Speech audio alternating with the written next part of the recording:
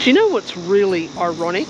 I have worked so hard all year, been working like an absolute bloody dog to be able to afford a summer holiday, right? 2 weeks with no work here in paradise. I'm in Port Macquarie. It's beautiful. Perfect location for a summer holiday. It's peaceful, plenty of things to see and do, but it's really expensive, right? It's really expensive.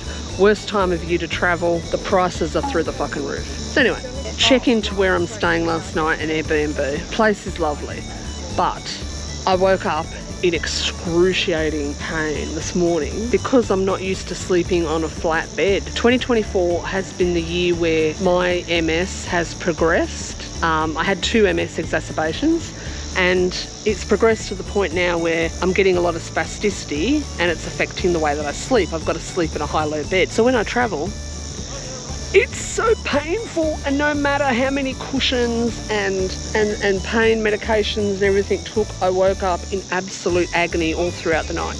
Anyway, we're not going to let that ruin our day, are we? So, welcome back to my channel. I'm Nina. I live with MS and bipolar 1, and I'm on my summer holiday, and I'd love to share it with you. So, let's do just that, hey?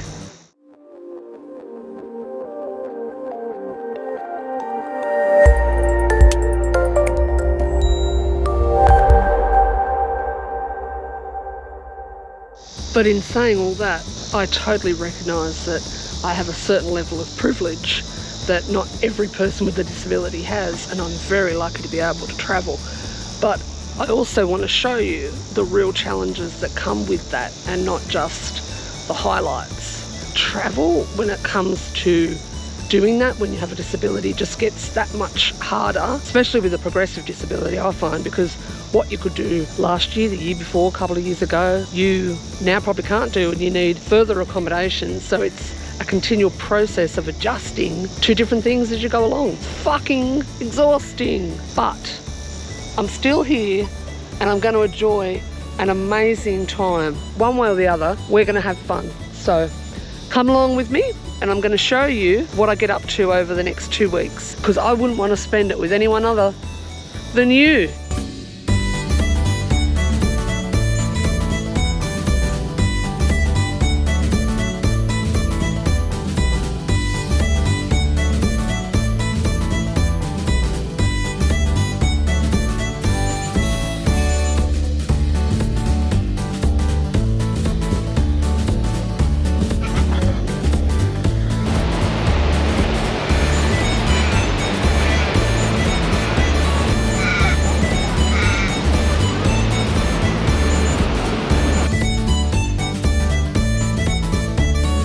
So what I've chosen to wear today is as much about being functional as it is about being fashionable. So it's a really bloody hot day. Let's just get that straight.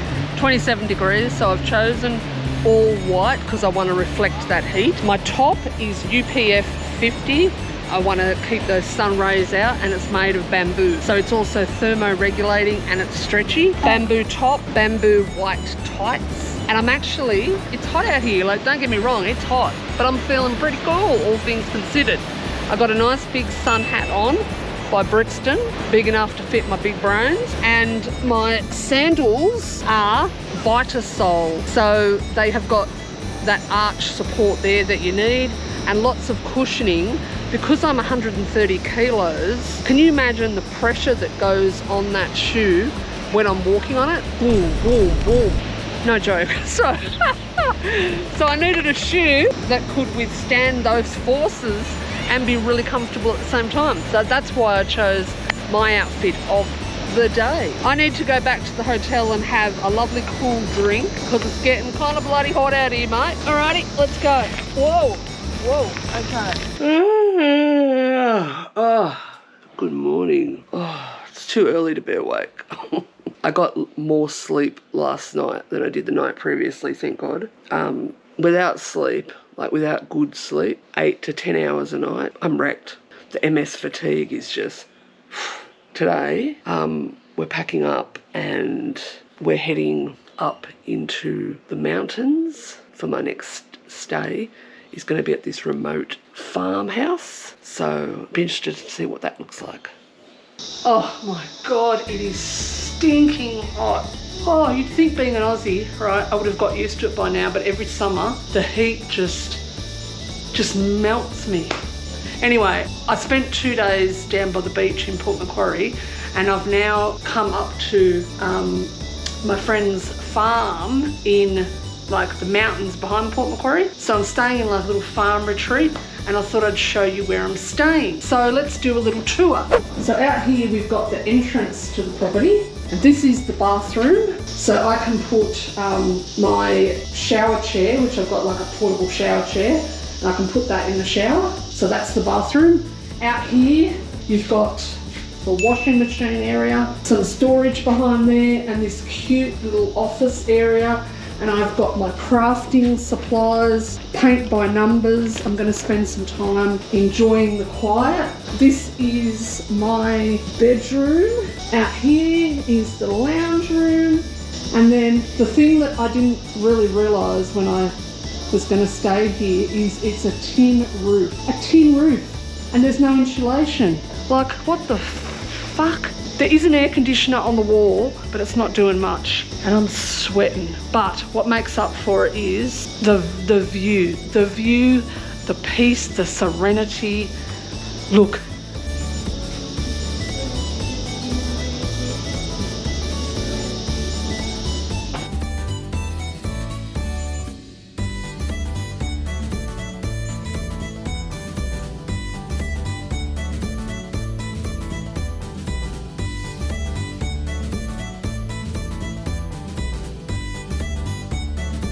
I don't know about you, but do you remember, like in primary school, school teachers would bring these in, pine cones, and it would be a whole craft activity, painting them gold and silver for Christmas? Still brings back memories years later.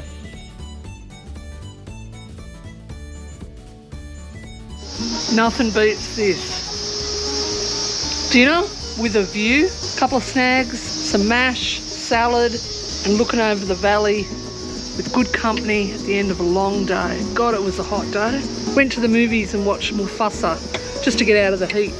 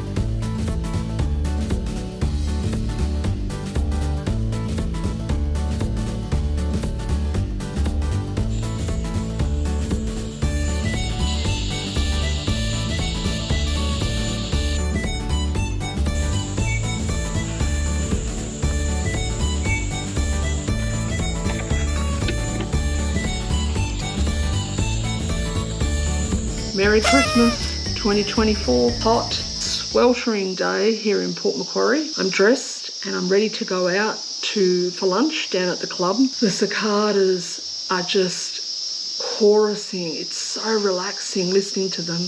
The cows in the bottom paddock are bellowing. And I was thinking about, like, this is my 45th Christmas and I've got probably less Christmases in front of me than I do behind me. That's a sobering thought. It's been 6 years since my mother died, December the 4th, 2018, and I still have her ashes on the shelf. And every time it comes around to this time of year, I always tell myself that I'm going to release them into the ocean. And I can't do it. I still can't do it.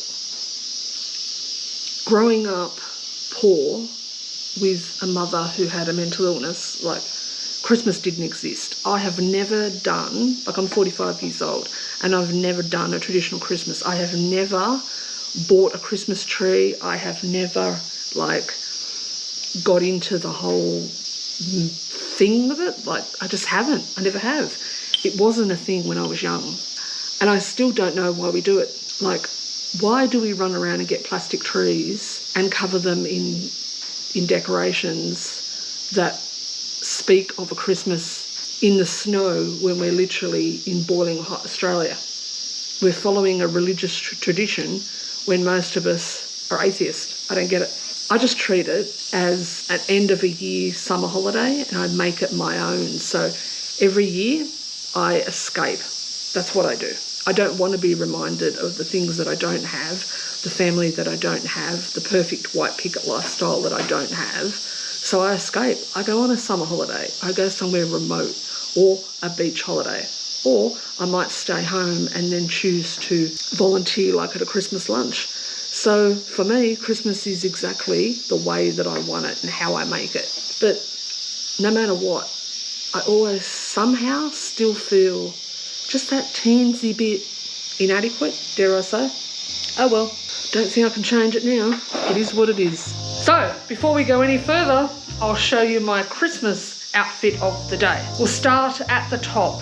I'm wearing this big chunky necklace from Taking Shape and the matching earrings. Aren't they just extra?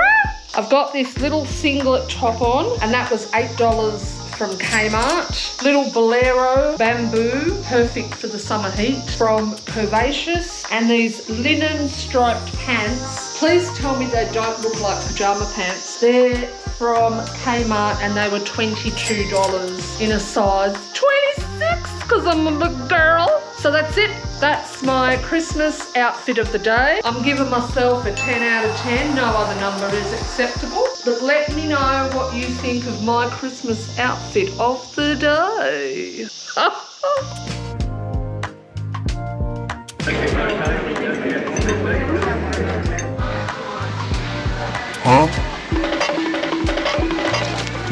Finished a delicious Christmas lunch. Like, that was just good company.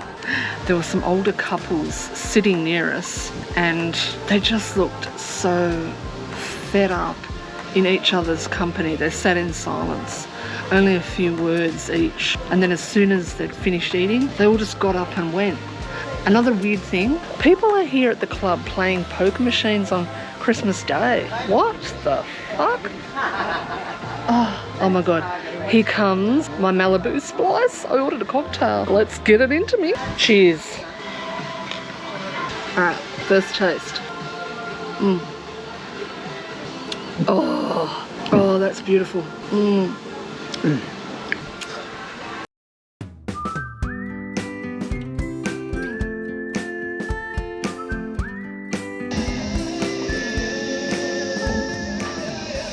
Today is a not so good, very bad day. It's the 27th of December and I've woken up feeling very fatigued, and as you can probably tell, my speech is not so great. But a bad day does not make a bad week, and it doesn't make a bad month, and it doesn't make a bad year. It's just one day. So I'm still out and about. I'm about to go into the cinema to watch, what's the name of what I'm seeing? I forgot. Robbie Williams movie. I can't remember what it's called. Forgive me my sins. I'm sure it's going to be good.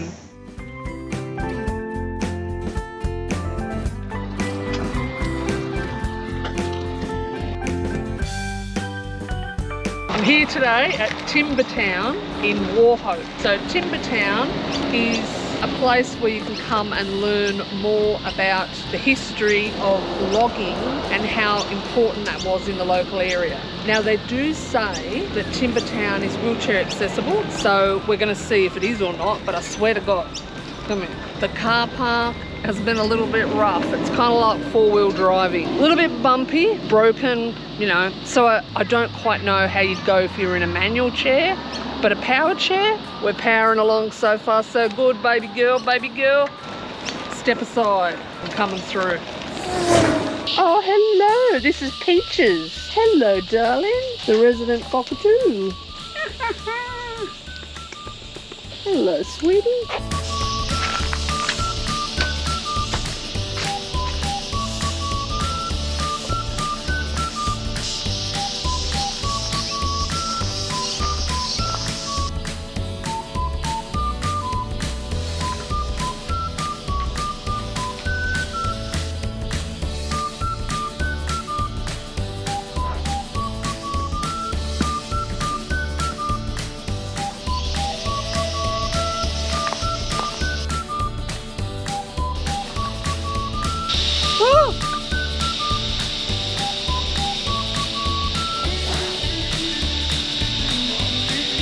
one Magic. Yep.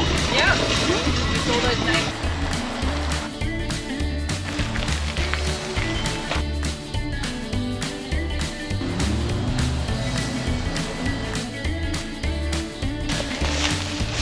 Well, we just rocked up to the Douglas Vale Homestead, which is this beautiful historic home and vineyard, and rolled in with my wheelchair, as you saw, to discover that it really isn't wheelchair accessible.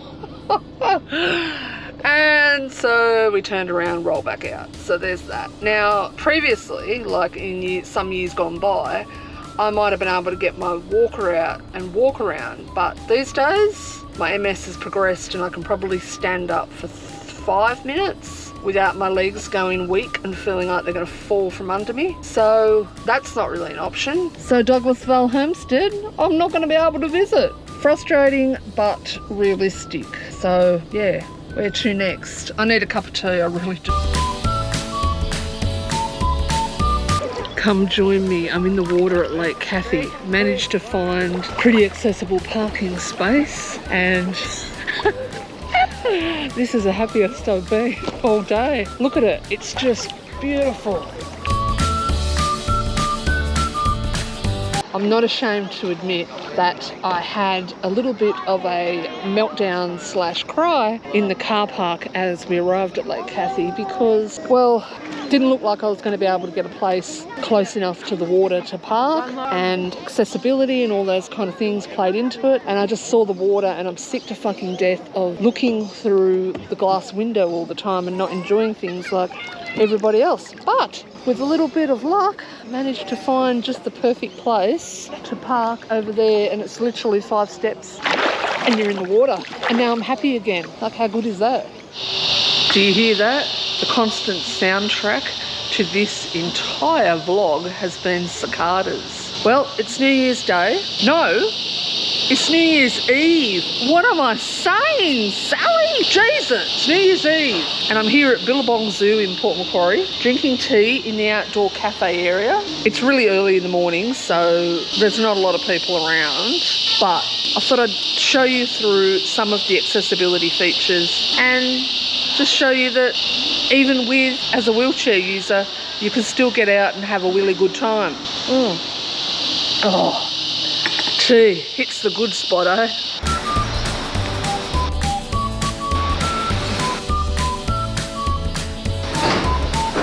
One good thing I can see straight away is there is a lot of ramps, which makes it really easy to access all parts of the zoo, because we love a good ramp, don't we? No?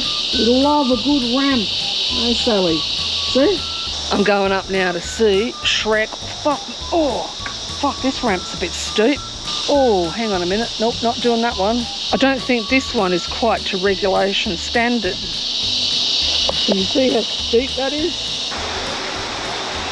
I'm in the lion exhibit. Can't find a lion. It's so hot. I think they've gone in to rest in the shade. But one thing that shits me no end is, and I don't know if this is the same for you, but it's parents with kids and they just walk right in front of your wheelchair, or they're sitting down and they make no attempt. They see you, but they make no attempt to let you on by. It's like you're invisible. Now, I know that as a wheelchair user, I'm pretty much invisible to society, but for God's sake, do you have to make my life just that much harder? Oh, you know, I can see why people with disability find it so hard to go out and about in public. The world was not built for us. It really was.